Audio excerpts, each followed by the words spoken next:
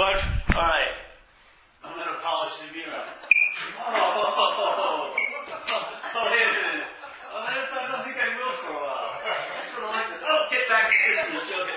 Oh, yeah. Let me see with my right hand. Oh, yeah. I look pretty good from this side. Oh, yeah. My intent is to polish the mirror so I can see the clear reflection. No, the mental intent is to see its own reflection in the polishing of the mirror. It tells a story that I want to see the clear reflection of the clean mirror, but really its intention is to see its own reflection polishing the mirror. There's no need to polish anything. There's seeing. So it's being demonstrated right now as we sit here. Polishing for greater clarity is an action of the ego. Yeah. Who wants greater clarity? Something that believes in lesser clarity. If you believe in lesser clarity, you must believe in greater clarity. It's the source of all movement. I'm here, I want to get there, because I believe that there will be better than here. But you don't realize that there will be a here when you get there. You can't help it. I don't like here, I'm going to go there.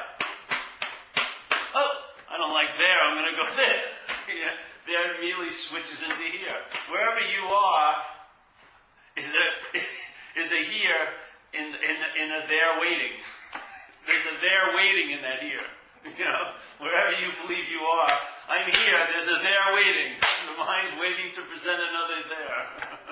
There. Don't go look here, go there.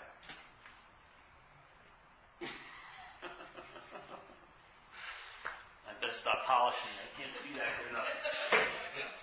What was he saying? Let me make the... This is all swiveling on the mirror. Wipe it away. Let it be. That's it. Let it see. See?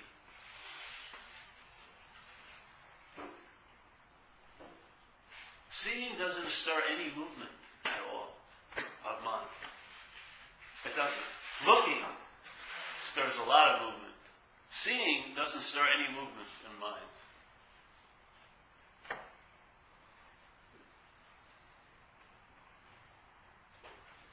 Looking is very disturbing because immediately it has a direction which is intent, yes, but a strange intent. Where seeing is just seeing, that's its nature. It's not doing anything. Its nature is seeing, see.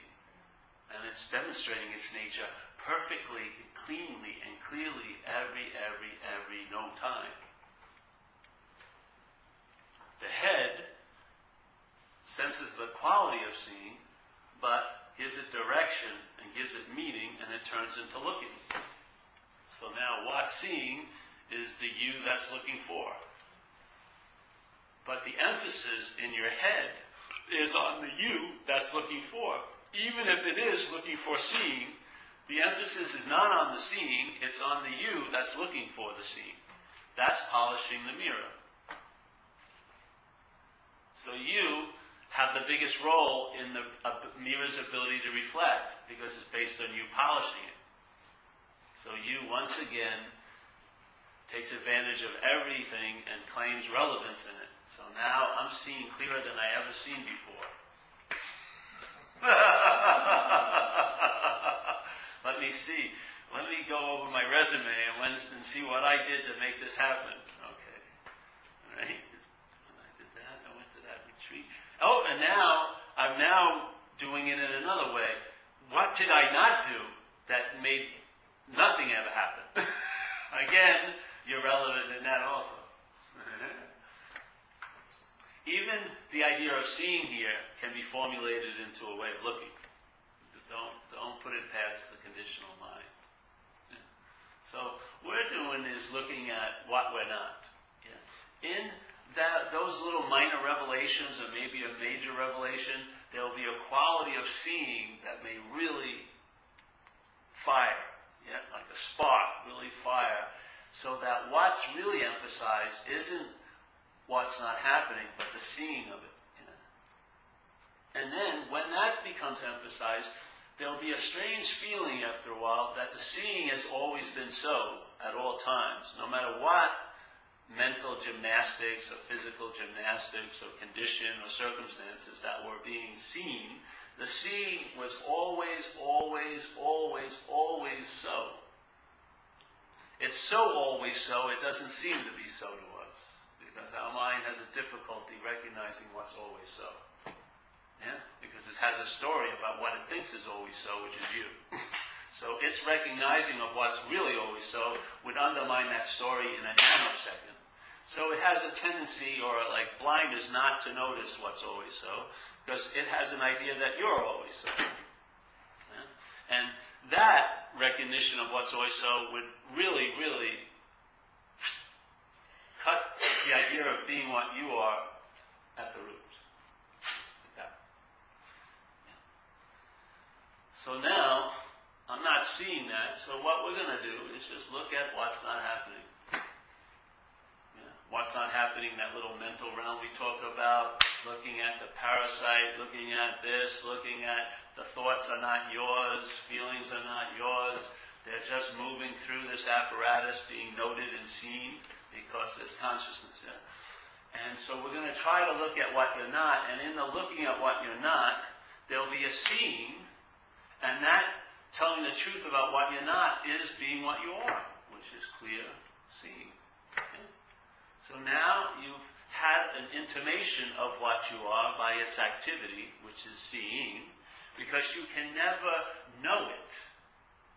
It's not something to be known. This idea of knowing things here is so paramount in this realm, you can't apply that idea of, I want to know the truth. Yeah? James is not going to know the truth. The eye is never going to turn around and see itself. There's no way you can see what you are. When that hits you, that's actually what you would call seeing what you are. Because the seeing what you are isn't like I, Paul, am going to see it. It's just the seeing. Seeing what you are is the seeing. That's what you are, and that's what it's doing. But you, as an abstraction or as a separate whatever, can never see it because there isn't one of you. There's just seeing. So the seeing can't turn around and see itself. There's nothing there. There's just seeing. There's no one seeing. There's no one doing the seeing. There's just seeing. So when you look for it, I always look for it with a contrived helmet of, like a system, yeah? And that system causes you to be blind to knowing what's always so, because you keep looking to know it as you. You want to know what's always so as a you. There is no you. That desire to see it as a you is what's causing you to be unaware of what's always so. We talk about it, it's like the special somewhere, that as soon as there's a sense of being a special somewhere, everywhere becomes abstract to you. It becomes something that has no relevance in the way to you, only as an abstract spiritual thought. Oh, everywhere, yes, everywhere, all's love and all like that, but you're not traveling like that all day. You're not entertaining that all day, because there's an entertaining of everywhere as a special somewhere. Yeah? A special somewhere cannot entertain everywhere. What a special somewhere can do is entertain, it's not a special somewhere. And that's everywhere. But a special somewhere cannot entertain everywhere. Yeah? Because the everywhere would be overridden by the special somewhere. Yeah? That would hide the everywhere. But if you're not a special somewhere, that's everywhere. That's the way I like to go. It's like the backdoor method in a way. I don't want to say, oh, that's the truth. No, that ain't you. What? That's the truth. Seeing that this isn't me, that's the truth. That's the activity of truth. What's the activity of truth? Seeing. What else is it? Yeah? The activity of truth is seeing, is to see. Yeah? So to know the truth is what, to me, is to see.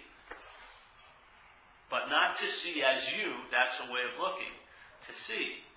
And like St. Francis says, what's looking or what's seeing is what you're looking for. The what's seeing gets transferred or interpreted through this identification with the mental process, through this, what we call a you, which is an identification with a mental process. And then it turns into a what's looking. So the what's seeing is what you are always looking for. See? It's just a matter of interpretation. It's like you're expecting a message to be in English and it's in Arabic. You can't read the Arabic because you're looking at it from English. You're not getting it. Yeah? So, what's seeing is what you are looking for. But you can even say what's seeing is as you looking for, really. What's seeing is appearing as you looking for. That would even be better. So what's seeing is appearing as you looking for. So someone was trying to save you time saying what you're looking for is what's seeing. Let's cut out the as you and it makes total sense. What's seeing is what's looking for. What's the problem there?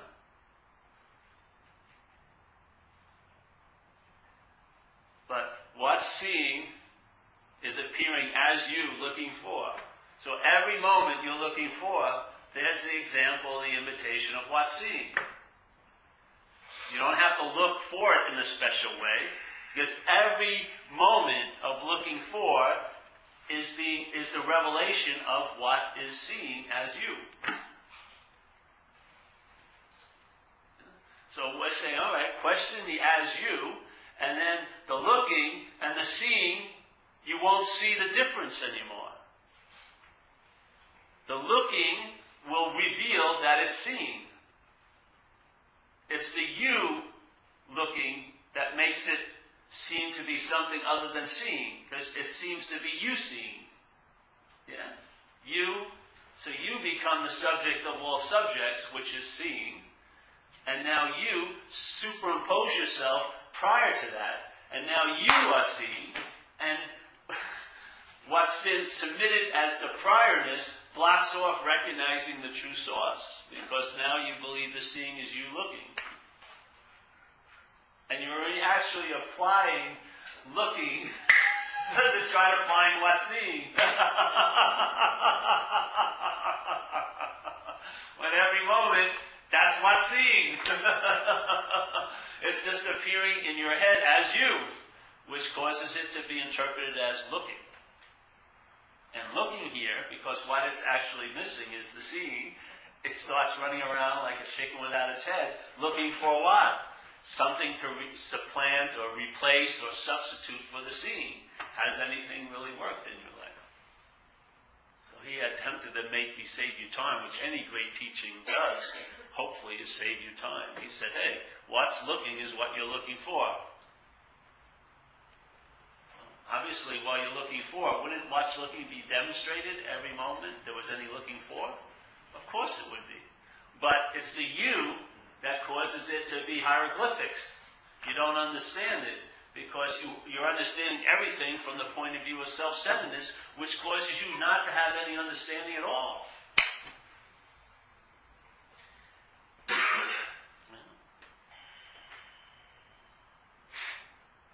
We're walking around super wet, coming from the space of being dry. And then we're looking for glasses of water everywhere we go, and we'll do pretty much almost anything to get the glass of water we think is really going to bring us some seeing. Like prostitute and do this and do that. I mean, I've seen people go to great lengths to get relief from the you that's looking for, when the only thing I believe that will ever truly satisfy is to recognize the seeing in it. So how do I recognize the seeing in it? I tell the truth about what's looking. It's not. There's no you that's looking. That's the seeing. Yeah. As soon as I take the colored lenses off the glasses, yeah, and I see it, they're just a clear glass. Immediately, there's no need for glasses. first take the thing off, then you'll see the scene. Yeah. And the scene, even that comes off, and there's a scene. But if you become like, all right, I've heard that the truth is love and eternal and this and that, there'll be a you that's looking for the truth. And it will be looking for the truth as an advantage for the you. Yeah. It's sort of like trying to capture a butterfly. Butterflies usually will not come to you when you call. You walk into a garden, come here, butterfly. They'll flit around, but they have no intention of landing on you. You think you're like a big saint. Butterflies don't land on you very rarely. Sometimes they do. But they're not doing it purposely. But you're like, come on, butterfly. They're flitting around. But you really have that butterfly by just seeing it. You can't have a butterfly like the way we have something else, like a bar or a cookie. You have to give it a lot of space. That's having the butterfly. Well, that's what it's like in a way. You now stop looking for so intently, and now you're seeing, relaxing, in a relaxed manner, so to speak. Because all the pressure of getting an advantage, of finding something that's finally going to put you on the top, or get you that girlfriend, or whatever you believe this is going to do for you, all those fake fruits have been forgotten and dropped, and you stop reaching for it, and all the illusory balloons have been popped, and then there's just the sky seeing like it's always been. Not all, because there's no past, but it's always been that way. So all my little shenanigans, no matter how many times I move the chair here into this space and take it out, I never had to replace it with space. The space was never even affected by the appearance of the chair in it, has it? I mean, a lot of famous asses may have sat on this chair over 50 years. A lot of incredible things may have happened from this chair. But if I lift this chair up, do you see any history of it? Is there any mark? Maybe on something like a flaw, but that's also another appearance on space. So an appearance can only have an effect on another appearance here. The chair can scoff or mark the flaw, but it's not scoffing the space, is it? It's not going to put a ding it can put a ding in this counter, but it can't put a ding in the space, can it? So appearances can seemingly affect appearances, but do they affect the space they're appearing in? Yeah. I can shoot bullet, but the bullet doesn't, it seems to go up through space, but it doesn't I didn't kill the space, right? It doesn't hit anything until it hits an appearance, an object, right? Oh! Then there's an experience, right? When the bullet hits the body, another body, then there's a resentment towards the other body that pulled this trigger, and then some cops come and this body gets arrested and that body dies, but really, what in the space is the story there, in a sense? So, there's waves, seeing waves, and wrestling with waves and having effects on other waves and making it seem as real can be to be a wave, but in a sense, it doesn't really change the ocean, does it? No matter how much you huff and puff, you're really not that important as an object. Yeah? So literally, Ray could hurt me as this, but that punch doesn't hit the face of space as it's going to hit my face. It only stops when it hits my jaw. And then what? An experience happens here. But now, when it's going like this, it's just like a punch in waiting, almost. It's waiting to be a face. But it's not really doing it. It could just be like, it could be like a potential punch. The mind conjures it up, brings it into reality by what? Yeah. So the mind, entertaining separation, makes this place up. We're like a giant bumper car thing, and we're running into each other, looking for, creating experiences, having this and having that, and all of this turmoil isn't leaving one bit in mark on the space that it's appearing in. Yeah. So to the space, does the appearance have any relevance? And for something to be an appearance, does space have any relevance? No. The appearance cannot entertain the relevance of space, or it would lose its sense of appearance. The space never loses its sense of space by entertaining appearance. But the appearance, if entertains space, will lose a sense of being an appearance.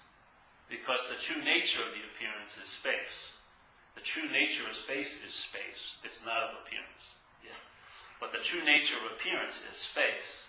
So when the appearance questions its appearance and entertains I'm not that, what does it become more like? Space. How does that translate in the world of appearances? Traveling light. There's a quality that's missing in appearance, which is the space, which the appearance has to deny to be an appearance. To hold on to the idea that I'm an appearance, I've got to forget my nature of space, or my appearance wouldn't be appearing to me as that. hold on, yeah. So, the appearance has to have denial of the space, because that's where it's from. And if it entertains where it's from, it'll lose its citizenship of where it is, seemingly, which is appearance. But the space can entertain appearance as much as it wants. It never changes its nature, because its nature is of space, and so is appearance. Yeah? So the nature of space is the same nature of appearance. Appearance is an appearance in space. It's space, let's say, taking form or shape. So the space has no need to deny appearance because it knows it's not. The appearance has a huge need to deny space because it doesn't want to know it is. Because if it did, it wouldn't be so much of an appearance anymore. It would lose that set of reality, right? That sense of it's so important for me as a wave to get ahead of these other waves and hit the shore first and get that fucking shell on that shore and bring it back to where I am, which is the ocean.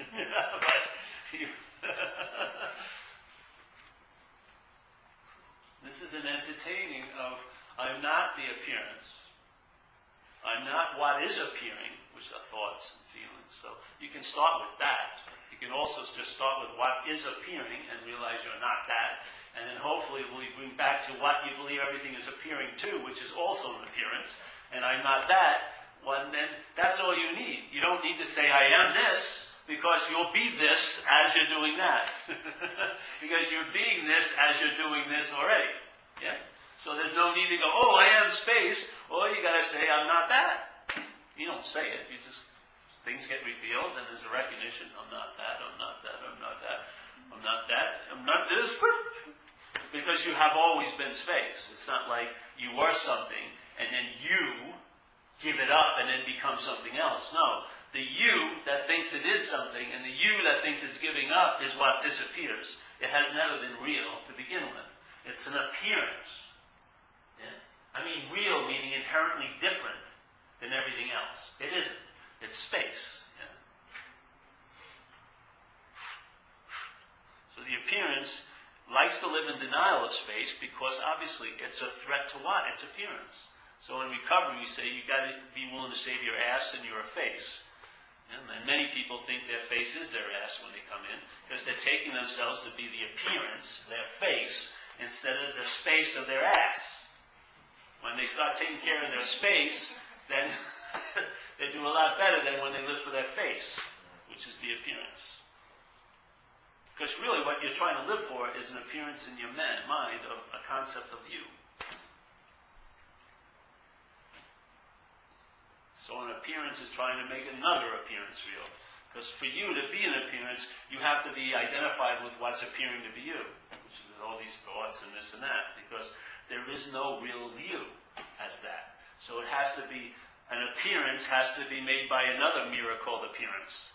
So the mind is selfing all day, and in that mirror of selfing, there's an appearance of a you. A mental idea of a you. A long-lasting, independent, separate entity. This. So appearance, appearance, appearance. Mirror, mirror, mirror, mirror, mirror, making up an appearance of something real.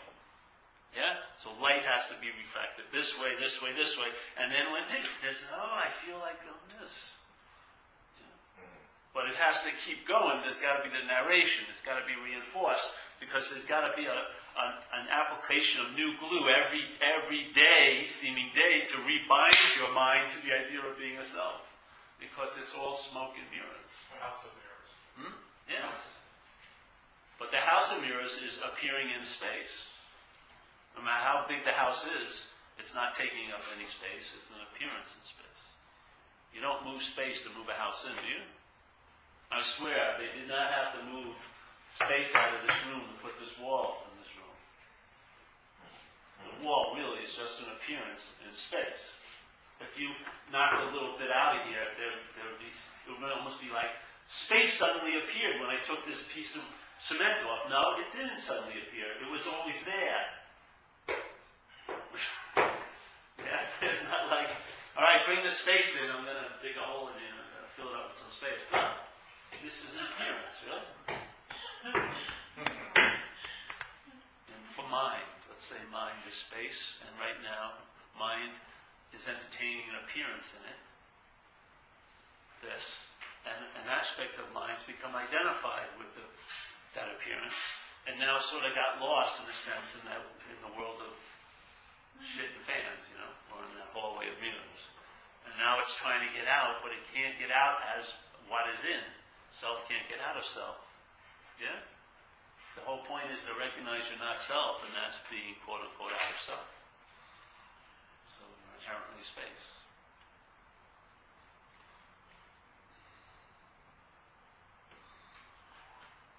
With a rocket t-shirt on.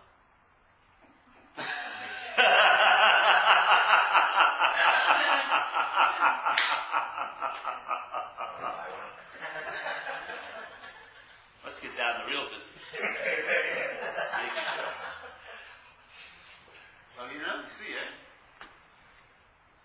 The mind got tickled, it's in there.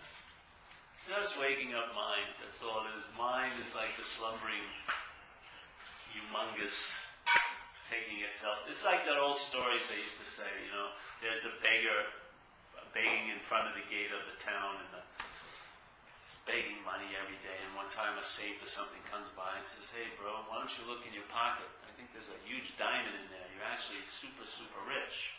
And the guy goes, "Oh, no. He says, "Well, just put your hand there." No, I know, there's nothing there. Why would I have lived like this for 40 years if I was rich? And the whole story. But he never even puts his hand in. But when he leaves the gate and goes to his little cardboard box around one of the alleys, he goes in there when no one's looking and he finds the diamond. Yeah? Just like that. He was rich all along. All those little stories is this act. What they're implying is this, yeah?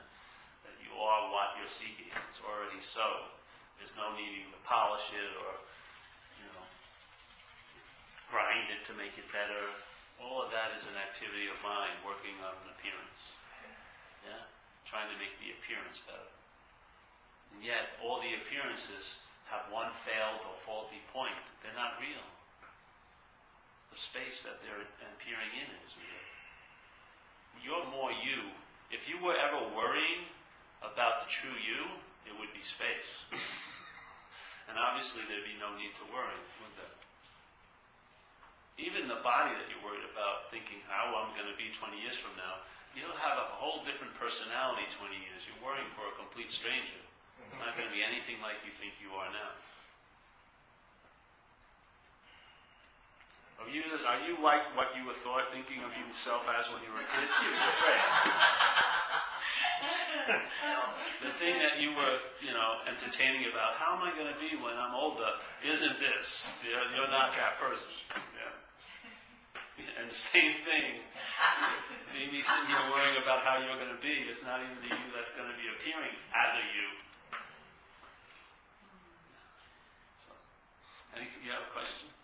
I think you answered. It was pretty much how the change is related to the space. But I think you just answered it in the sense it doesn't really matter. Oh, good. Yeah, it doesn't matter. There he is.